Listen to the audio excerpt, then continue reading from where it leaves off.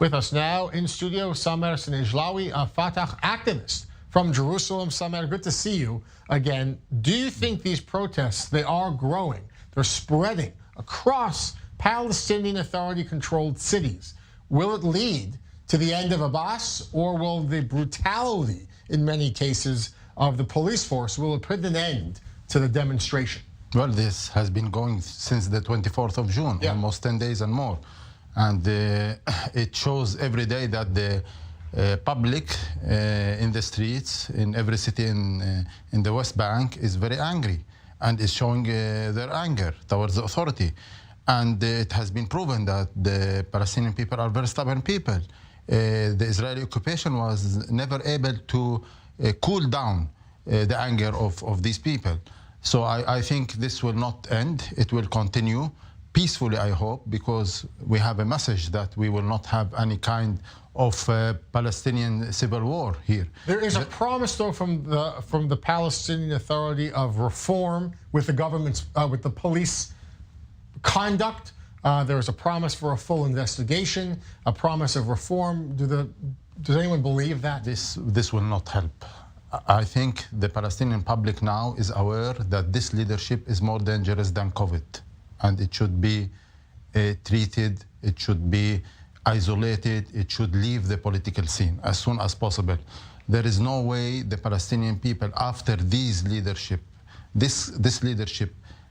including the head of this leadership to the head of the security agencies, they have the blood of an innocent Palestinian on their hand, a father of 4 children, somebody that was only criticizing and speaking his mind in a very honored way, he was a loving person to Palestine. He did nothing wrong.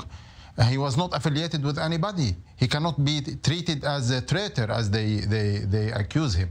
So I think this is a red line that they have crossed, and people will not forgive this. Eventually, then, if we talk about the future of Fatah, I mean, for many in Israel and many around the world, they know if it's not Abbas, is it going to be Hamas then? Is it Mohammed Ahlan? Who?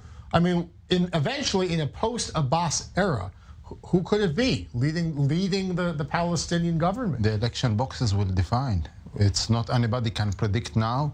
We should respect the right of the Palestinian people to select and elect their leadership every 4 years. And the international community, including Europe, including the USA, should be the safety valve for this process. We should be granted the right to vote. So whoever will come is welcomed as far as he comes through the election boxes. And I'll tell you something, leave Hamas away of the scene. They will not win any coming elections. The Palestinian people is a moderate, secular, this is the majority of the people, and they will elect a leadership that reflects this trend among the society. Over the last 16 years, Abbas is now 16 years into a 4-year term, there have been many protests, even protests bigger in size than we're seeing now. The Palestinian Authority has a security force, their police force can be quite brutal and oppressive. And what makes this different, do you think? This is a test for everybody. And this is the test for the international community. If the international community who heavily invest in funding this authority will allow this authority to use brutality against peaceful protest, against people who demand simple rights to speak, freedom of speech, to elect the leadership that represents them.